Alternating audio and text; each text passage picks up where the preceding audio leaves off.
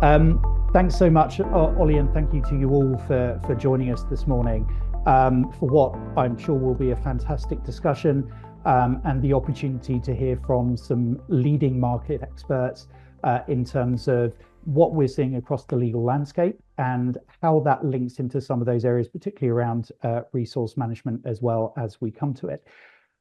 Just a brief introduction from me first, as I'm waffling away. My name's Dave Cook. I'm the Global Director for Resource Management here at BigHand. Been with BigHand for about 5 years and working with global law firms for the last 15 in terms of helping to introduce and embed resource management structures. Just before I hand over to Steve and Michelle, I think it's important just to outline what we see as resource management. It's one of those areas that can mean different things to different people. So when we refer to resource management today in this context, really what we're talking about is the allocation of legal work. So usually from a partner to associates, making sure that that the right associates are allocated that work based on their skills, their experience, their capacity, and also factoring in their development needs as well. So often term work allocation, staffing, that's what we're talking about when we come to mention resource management. So hopefully that's clear and great to meet you all and see you all this morning. I will hand over to Michelle just to introduce yourself. Great. Thanks, Dave. I'm Michelle Blay. I'm a senior consultant with Unbiased Consulting, and Unbiased Consulting is a firm that specializes in legal department and law firm innovation and process improvements. I've been in the legal industry for about 25 years, first as a practicing attorney, both in private practice and in-house. Then I moved into legal recruitment and more recently have focused on talent development, resource management, and practice and performance analysis. Most of my experience is drawn from work with big law firms that have a global reach. Fantastic. Thank you so much, Michelle. Steve. Hi, everybody. I'm Steve Salee. I'm the founder of Wildfire Strategies. We're an organizational change firm that works with law firms, hospitals, tech organizations, and a range of other industries, really at the intersection of people and change. So it's helping organizations, it's helping big law firms, and we've worked with global law firms for the last 12 years. And helping them to identify where they have growth needs in terms of developing their associates, developing their partners, and how to navigate, be ready for and to navigate change. Amazing, fantastic. Thank you both. And as I mentioned, two leading experts in the field with us today. So really looking forward to the discussion. And we're talking about resource management, but really I'm keen to get a little bit broader than that through the conversation today. And you've heard backgrounds of Michelle, backgrounds of Steve. Really what I'm keen to focus on is change. I think that's associated with everything that law firms are looking to do and everything that they're experiencing and what drives success. And then talk more about the retention and talent development landscape and what we're seeing in that section of the market as well. So if we pick up on the change piece first of all, and wow, what a period of change we're in and have been in for the last few years.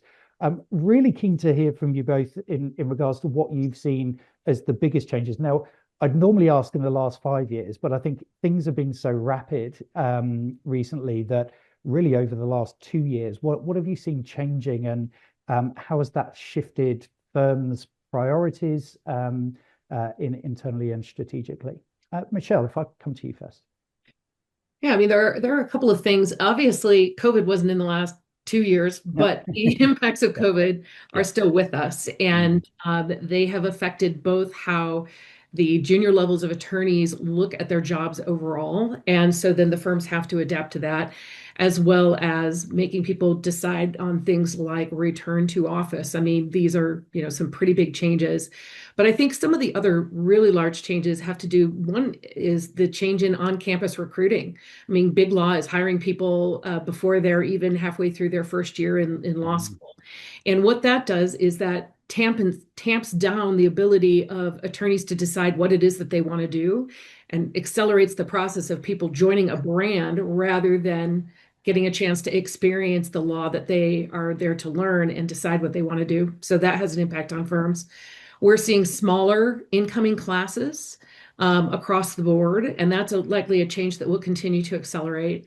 I think there have been national conversations about mental health in the profession, and that's had a really big impact. I won't even go into the changes that AI are bringing us. Yeah, we made it a few minutes without talking about AI, so I am sure we'll pick back up on that as we chat. Steve, what are you seeing and have been seeing over the last couple of years? I'm seeing associates who have greater expectations on their firms in terms of their development opportunities and in terms and are not sticking around with their firms. They're leaving their firms sooner. They're making decisions earlier about whether or not they're going to stay with their firms long term. And and Michelle, you mentioned the return to work component, because of hybrid work environments, the associates are not having that sort of learning by osmosis experience that they used to have when everybody was in the office at the same time. So they're not learning in the same way. Then the other challenge that we're seeing is how associates are selected for client matters, and that it's still the case that not about more than a third of associate of selection is done really just through relationships and not done through really assessing their skill set, and they know that. Right. I mean, I think that with the increasing presence of AI and just the technology flattens the knowledge landscape in a way that makes that helps associates have a greater level of knowledge relative to the way that balance used to function between associates and partners, so that their expectations are higher on what the firm will do for them. And that expectations piece, I think, is a really, really interesting area.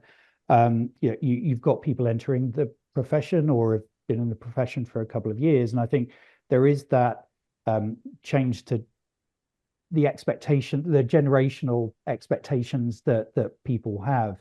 They're expecting things to come in quicker. They're expecting to feel the impact of that sooner.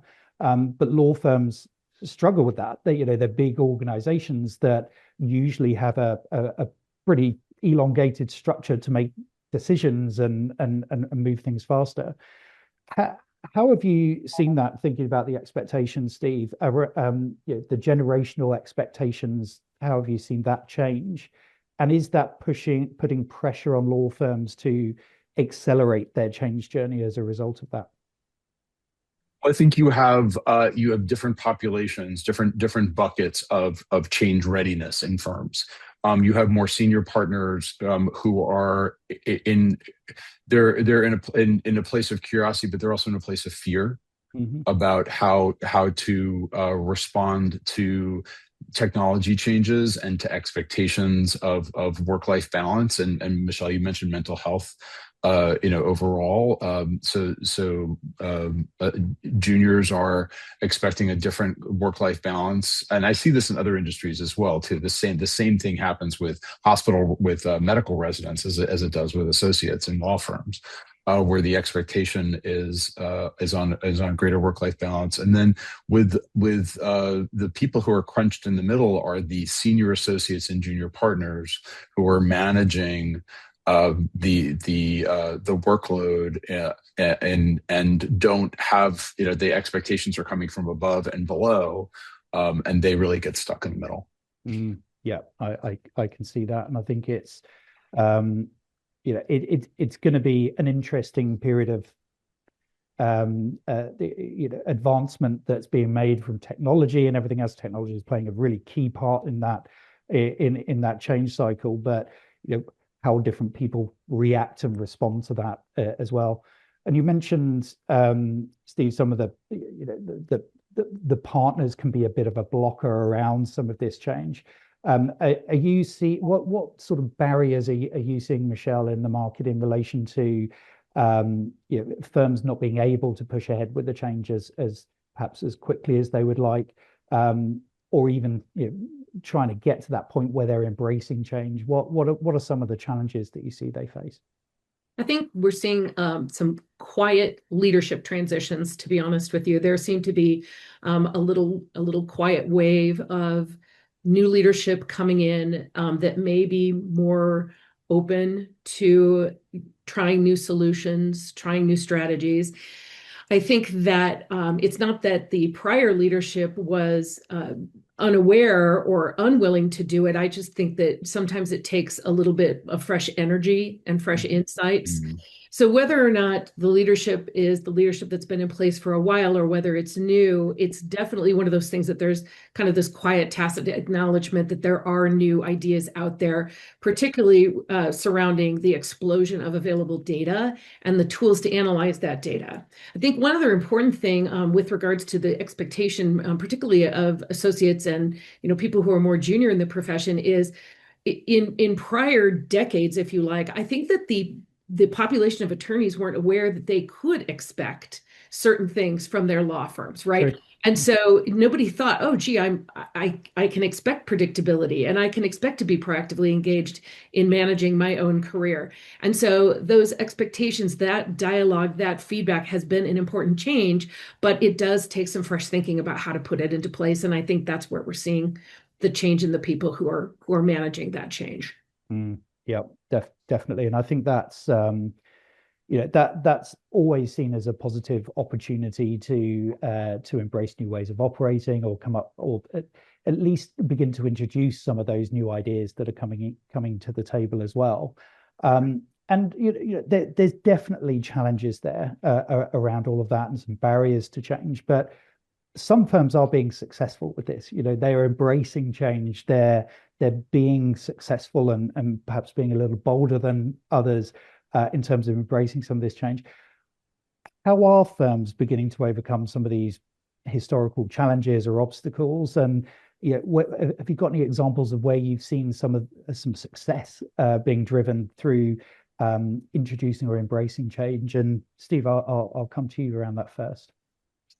One example is Attleshaw. They're a firm that has a strategy team, an in-house strategy team that is really driving a conversation, an internal conversation that is inviting partners. So these are, and because of the kind of natural insularity of firms and the having that internal resource, these are other attorneys who work in strategy, who are helping partners to come to the table and have this conversation about what is it that we're ready for, and what will it take for us to be ready for the technology changes that we're seeing, the pressures on the billable hour that we're seeing. So I think they're a great example of bringing their colleagues to uncomfortable conversations, but in a really safe way. Yeah, I think that's great. And the emergence of some of those departments within law firms have been fantastic to see. I think there's still some figuring out in some areas. We saw the emergence of innovation departments a number of years ago, and they're still growing within firms.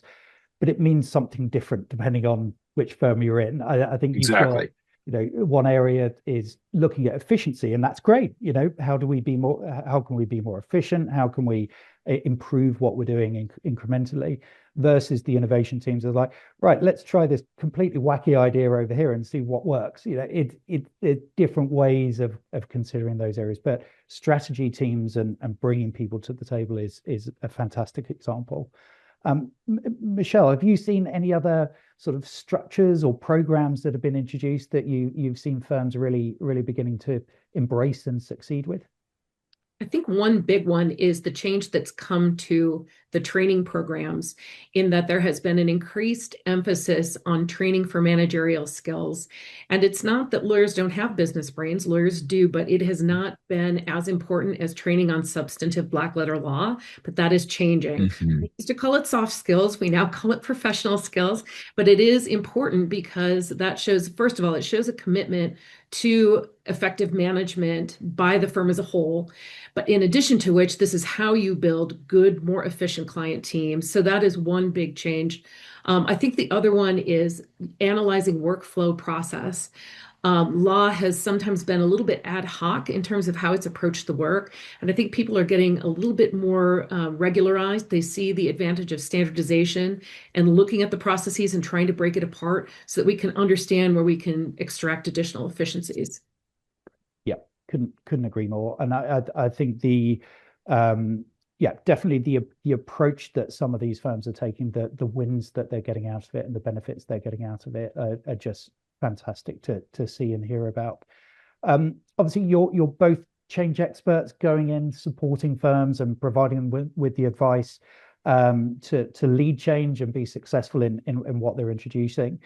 Before we start talking about retention, talent development, really keen to see if you've got any key advice for those that are on the call today that are potentially preparing for some of this change that's coming. And Michelle, I'll head back to you first. Obviously, change management is a science all unto itself, right? And so the biggest watchword there is communicate, communicate, communicate.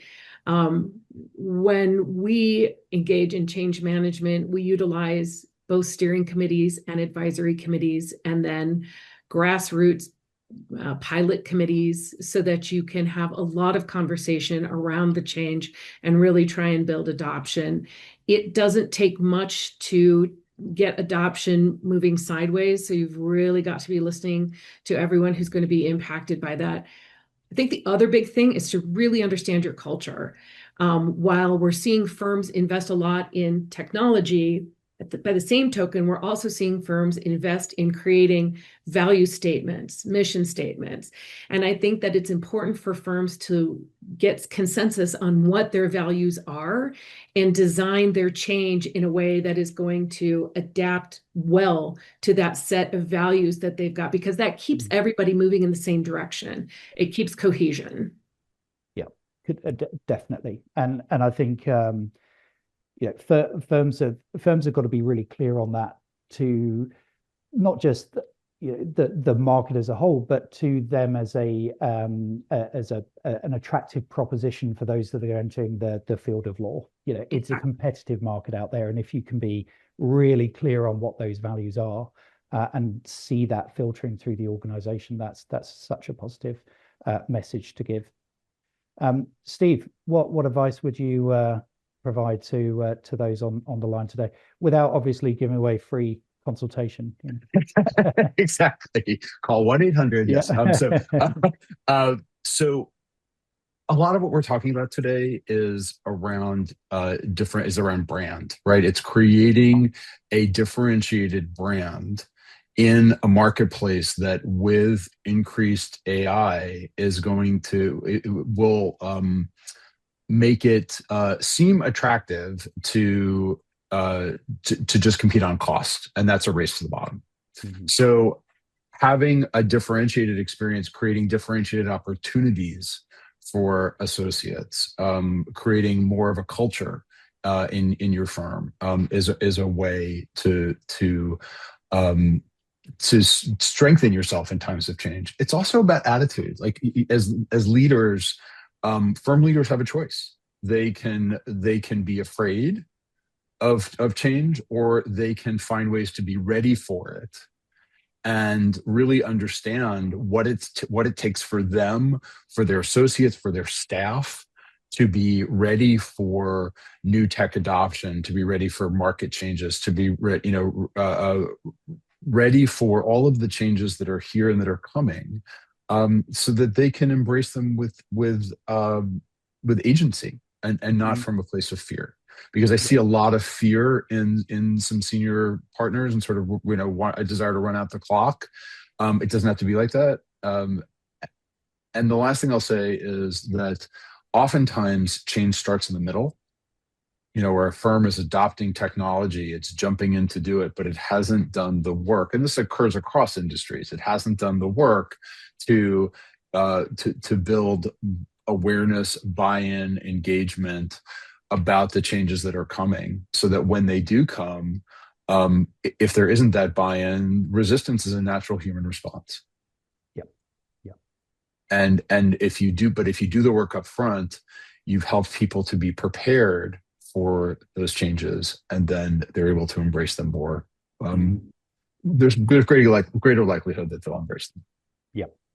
Definitely. Definitely. And I think we saw it years ago when we were initially introducing resource management structures into law firms. It didn't exist 15 years ago. We started to create them for law firms.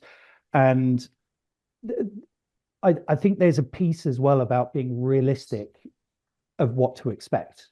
It's not going to be perfect on day one, and flagging that to people up front. And actually, we want your engagement. We need your engagement to help get it to the right state that is really going to drive the benefits, make it tailored, make it relevant for us. But let's start somewhere. And I think within any firm, there's always a practice group or a team or an individual that's leading a certain area that is up for it. And if you're identifying who those individuals are, they are usually the ones that will say, yep, let's give it a go. There's benefit here. We can introduce something small. And then that gives such a good reference point for the rest of the firm to base what they do next, or whether they expand things beyond that. So I think being realistic and not being afraid to try things on a smaller scale is something that firms can look at as well. Dave, if I can just emphasize that, I really am a fan of small changes that compound. Yeah. You don't need to go for earth-shaking changes. Even small changes have an incredible impact on the happiness of your talent. I completely agree. Completely agree. And it's a great space to bring people in to the conversation who are outside of that pilot area, and start to engage them in what that change might look like for them.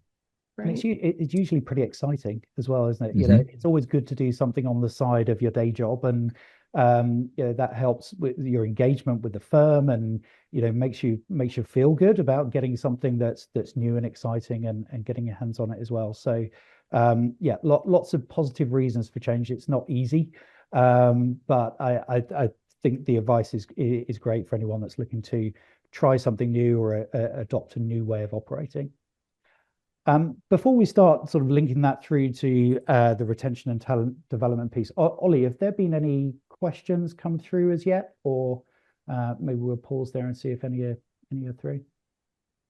I haven't seen any, but I've seen someone just agreeing with what you were speaking about. Well, that's good enough for me, Ollie. But yeah, feel free to drop any questions as we do go along. Great. I'll bring them up. Fantastic. Thanks, Ollie.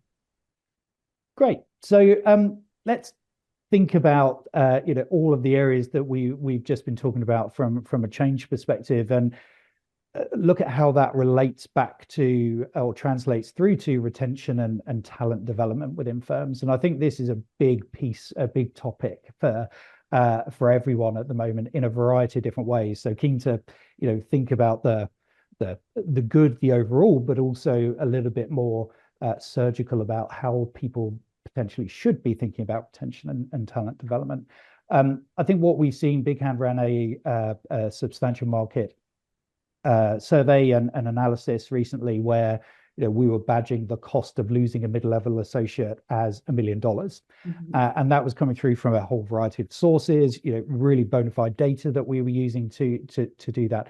When you put that figure in front of someone, it's a pretty shocking number, and opens people's eyes around the cost of losing associates. But there's other factors that come into play. I think it has focused law firms on putting more effort into retaining talent and putting structures in place.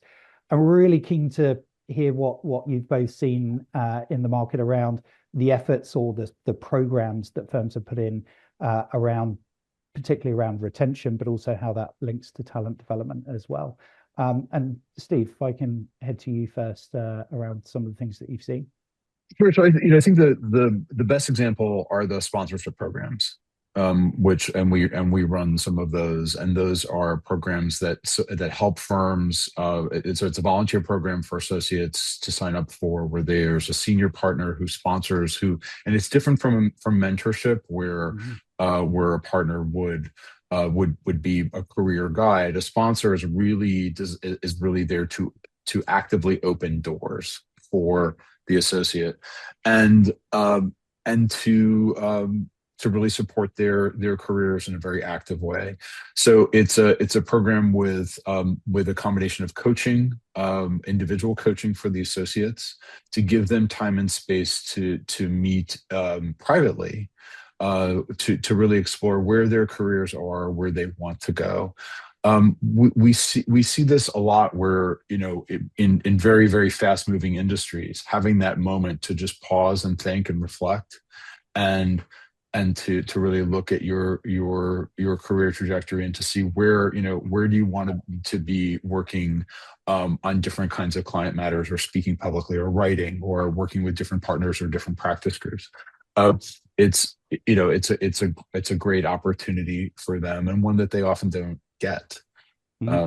So that sort of, and it's very analog, right? It's very hands-on. It is that human connection. They're meeting in workshops. They're having one-on-ones with their sponsors. So it's very sort of people interaction heavy, and you need that. Yeah, definitely. There's no substitute for that. And I think that the point Michelle raised earlier as well, about having that, not just the good legal skills, but the good business skills and management skills, having the opportunity to understand and develop what that looks like, and have someone to support and guide you through it as well. Right. I think it's fantastic. And just to add, this is where the diversity of thought and experience piece, which I know you'll touch on, comes in. It's so important to have that diversity of thought, of experience, of background, at all levels of the firm, to be able to bring just different perspectives to the table. Makes a big difference in the development of the associate, and then the business skills that they develop and utilize with clients. Yep, definitely. Michelle, I know this is an area you've been in for some time. What are you seeing in terms of what firms are looking to introduce? So there has been a more widespread adoption of what I'll call an attorney development manager program. And that is usually ex-practitioners themselves, who then go into a JD alternative role, where they can talk the talk, listen to the associates at all levels, by the way. It's not just the juniors. In fact, that's a job that I occupied for a while. And you talk to even partners at times, and you become a source of feedback from the ground level back to management, and when it's appropriate. But then it also shows a commitment on the part of firms to continue to engage in it's a high touch kind of solution, I admit, but it's one that seems to yield great benefits. And often these people are also involved in staffing and allocation decisions, and they can help make those decisions. I think the other thing too, and this has to go more to the hire to retire philosophy, or how to make your firm sticky even for people who leave your firm, is that firms are engaged in more transparent, proactive programs that place attorneys who no longer want to engage in private practice in in-house roles or government roles, and often with their clients. So that is an acknowledgement that not everybody wants to make partner. But by opening up the universe to talent that doesn't necessarily want to make partner, but would like to be in private practice for a while and then move to a client, you actually expose yourself to a much broader, much more diverse talent pool.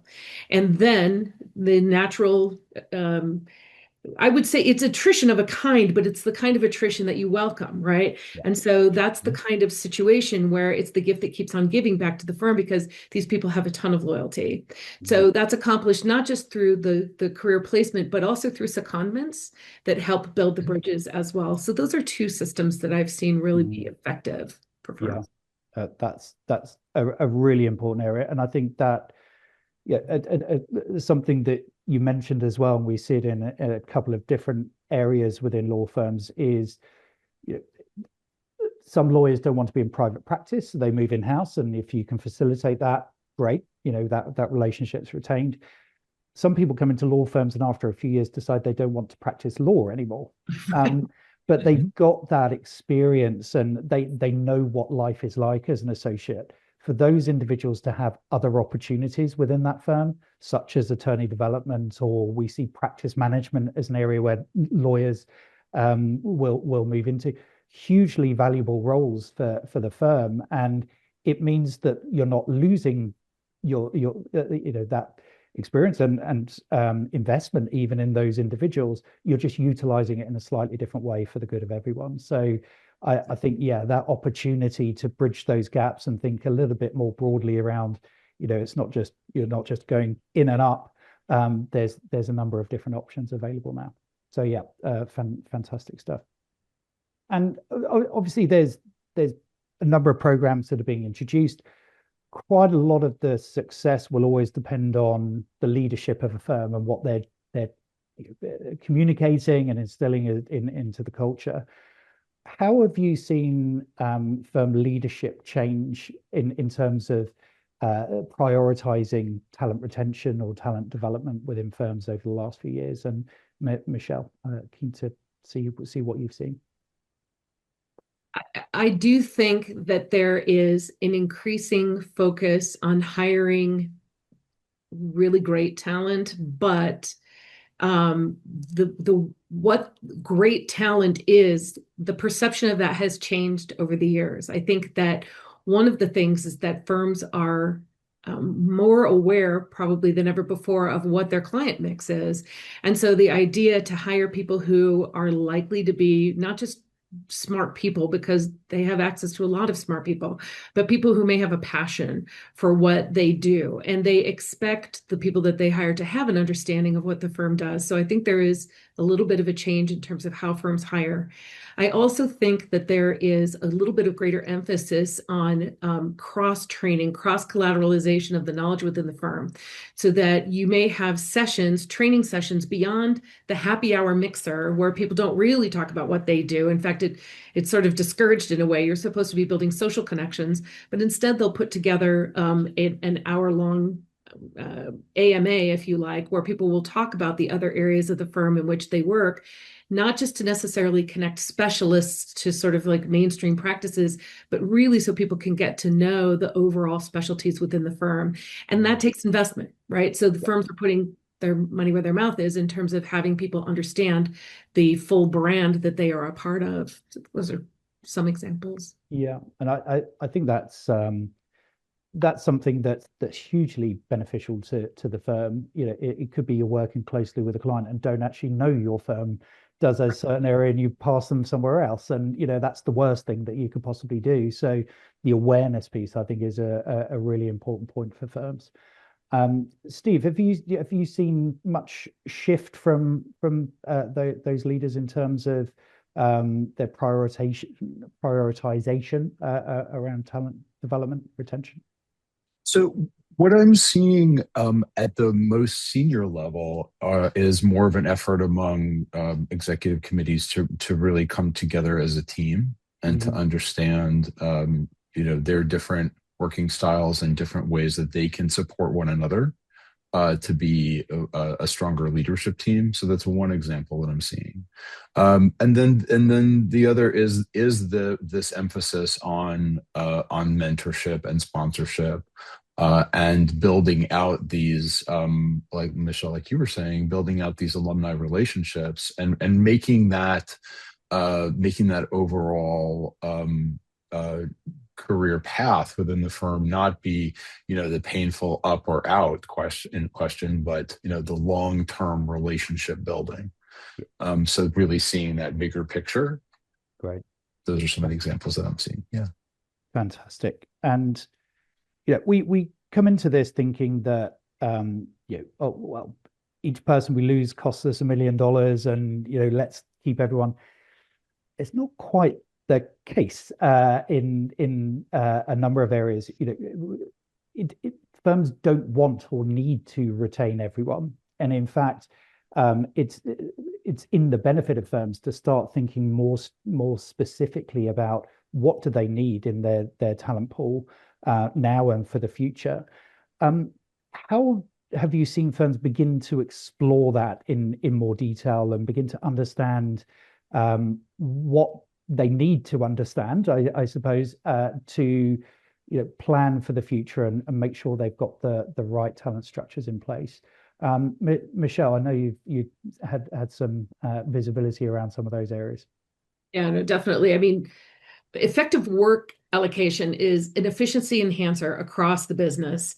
And as you led off our session with talking about, it allows effective work allocation allows the firm to leverage the substantive knowledge that they've got in the talent pool much more effectively.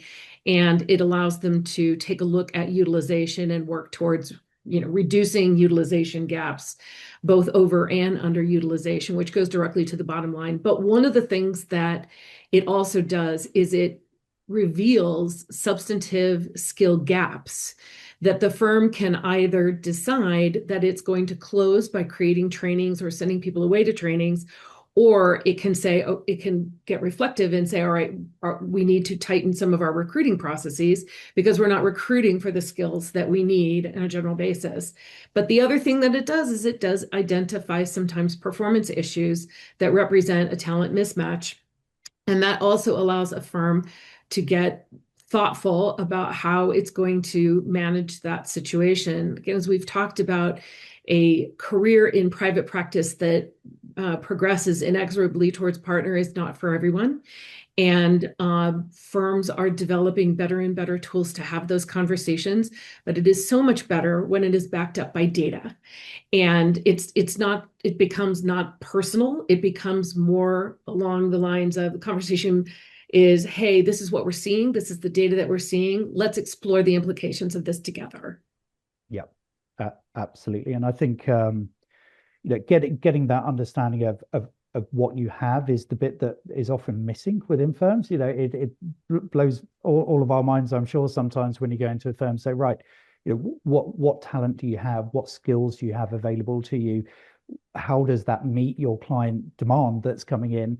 And it's a bit of a gray area for a number of firms. So getting in and getting that understanding, I think, just creates visibility and data to support that planning process. One thing that strikes me whenever we talk about retention or talent development, we immediately go to the associate population, right? And that's where the focus tends to be.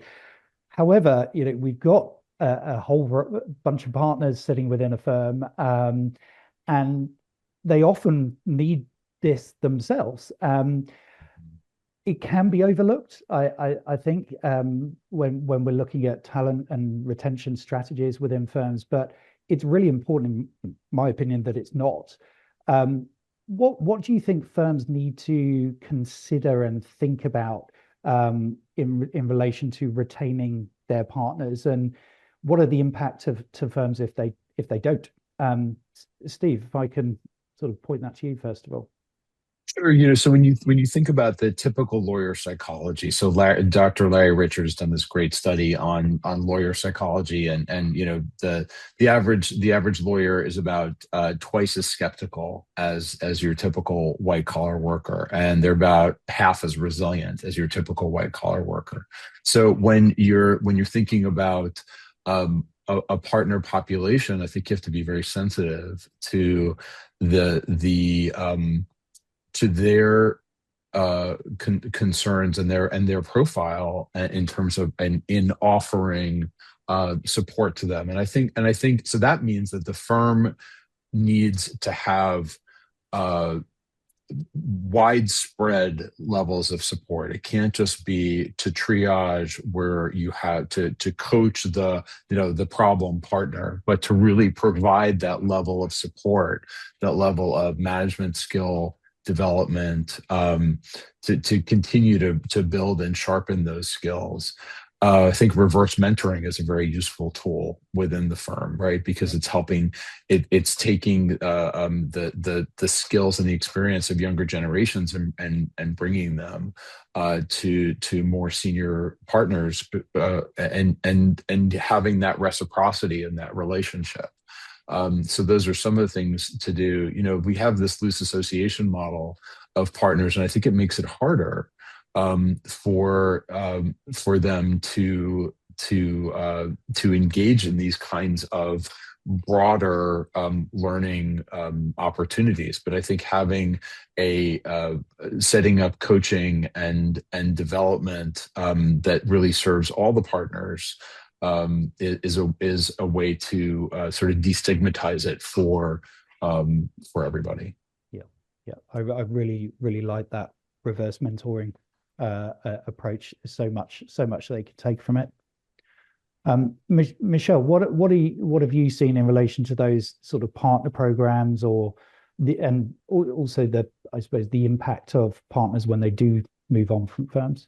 Yeah, so there's a statistic that I read recently that captures the destabilization effects of when partners leave firms, even when associates don't go with that partner.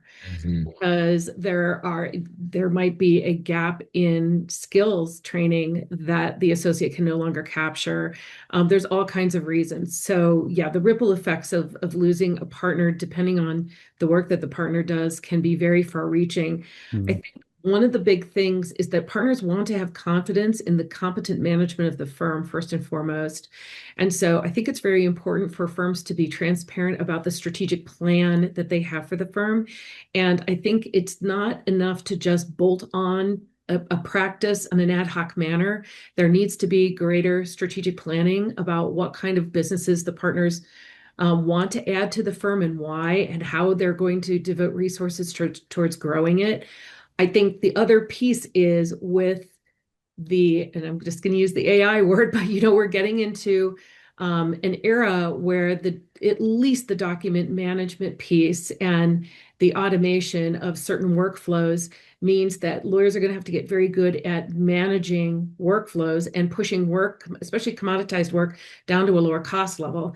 And I think that engaging in training people to do this will keep partners at the firm and also free them up to bring in the kind of work that they want to do. And that's always a good virtuous cycle. Yeah, definitely. And I hear what you're saying there. I think one of the alarm bells that comes up from firms that lose partners is, they're going to take a team of associates with them. Even if they don't, as you say, that's a huge impact to the firm and those that sit within that team.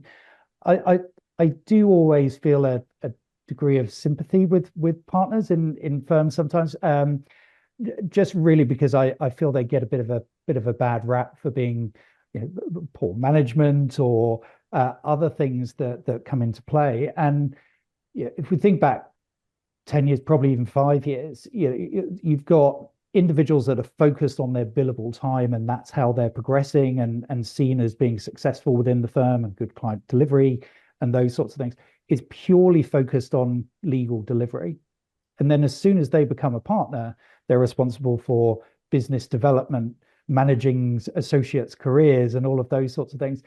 And it's a completely new situation that they haven't been able to gain some experience within, and they're sort of wrapped over the knuckles for not being fantastic at it on day one. So I think the introduction of those management skills and business skills and those sorts of aspects creeping in has been really, really important for the partners within firms as well. It's not easy to go from not doing anything to being responsible for something overnight and not being quite equipped to do so.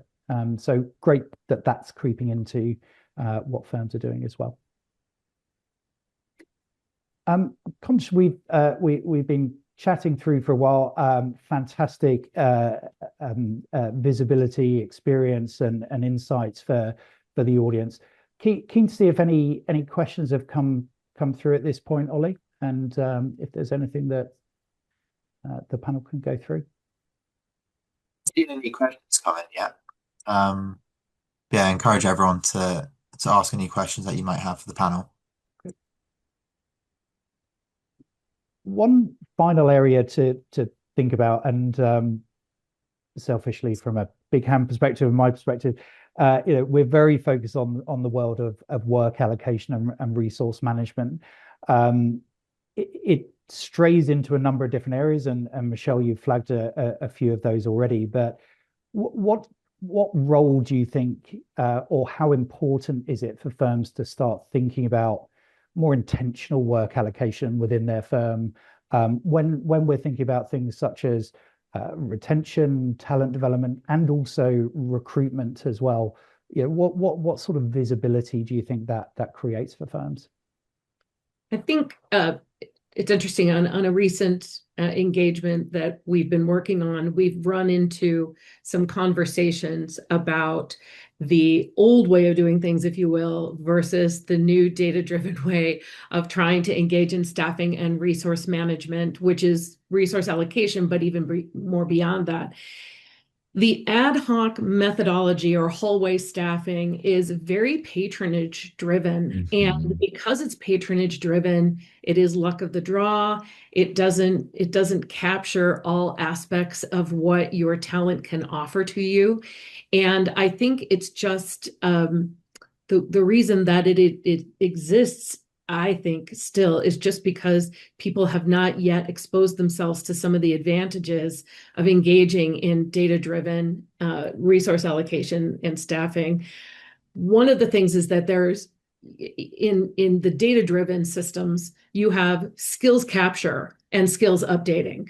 Now, that both communicates to the associate or the junior partner how they're progressing, which is fantastic, but it also conveys something to the partners who are looking to expand their teams and the firm as a whole. So there are implications, as we've talked about, for recruiting, there's implications for training, and there's implications on where the team needs to be stretched, or what kind of clients they should be going after that they don't already have.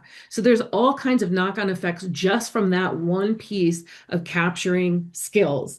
Then there's the piece that has practice preference capture.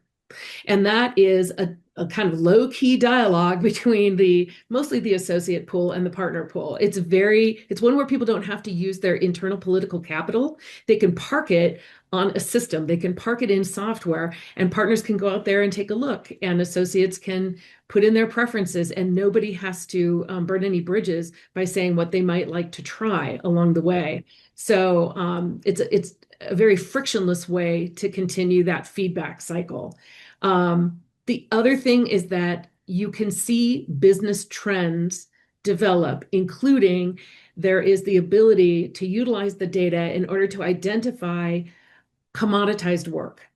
And then you can come up with solutions to address that commoditized work in a way that's not utilizing your very highly compensated and high bill rate associates to do it. You can push it down to a lower cost level, perhaps by using contractors. And that's another solution that we've seen identified and deployed very effectively in another client.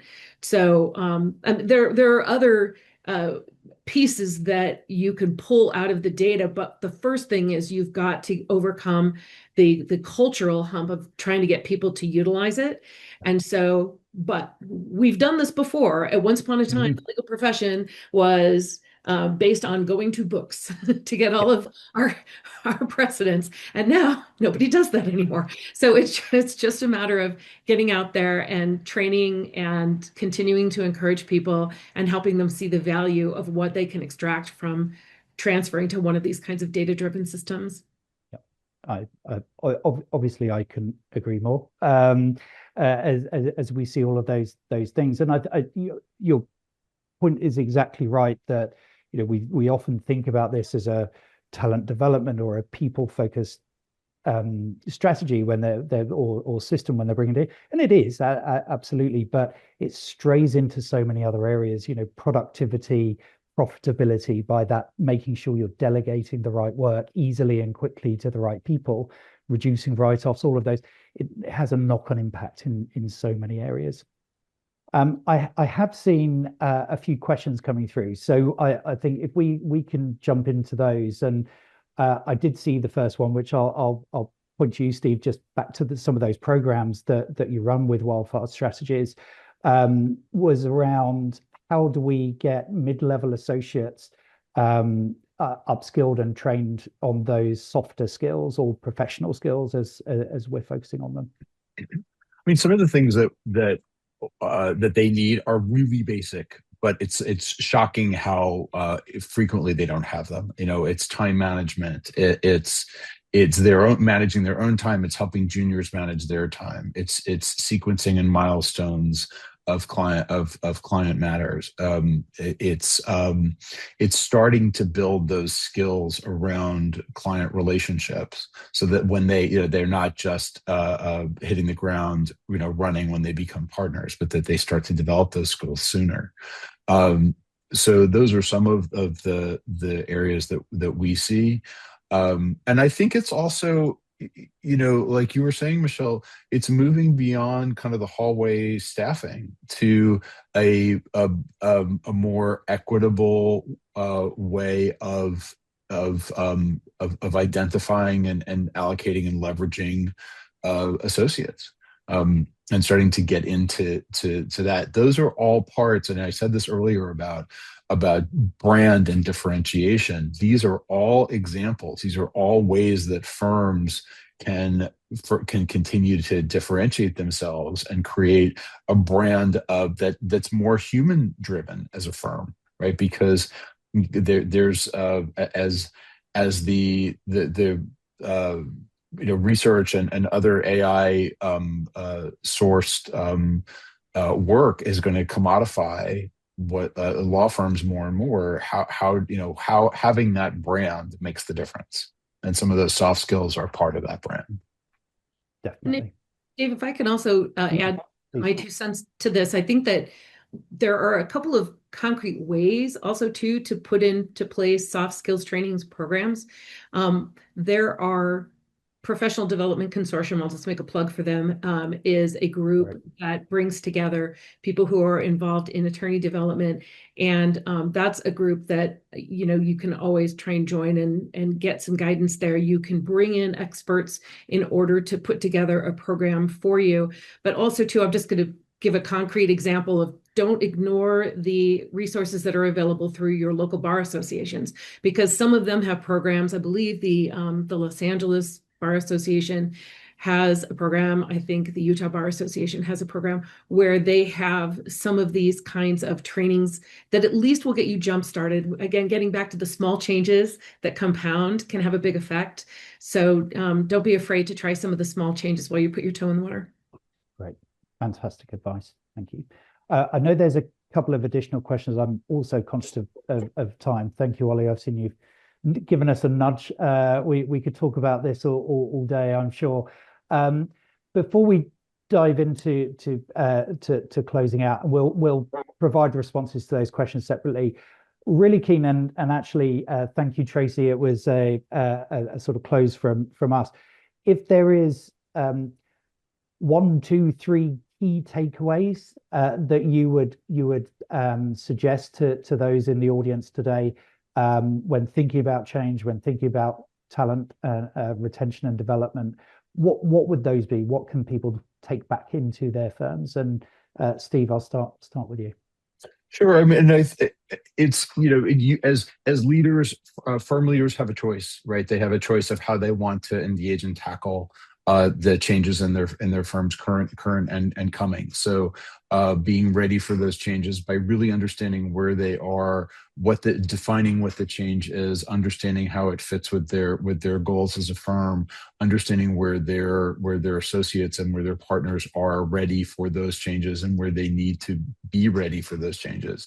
So that's one piece. Another is this breaking this cycle of preferential bias, like we've been talking about here, to create spaces and opportunities for associates based on their skills and not based on what's learned in the hallway. and to be able to navigate change as in a more collaborative way. This loose association at the senior partner level, it doesn't work when it comes to being able to effectively navigate these large changes. They have to come together as a single culture. Fantastic advice, Michelle.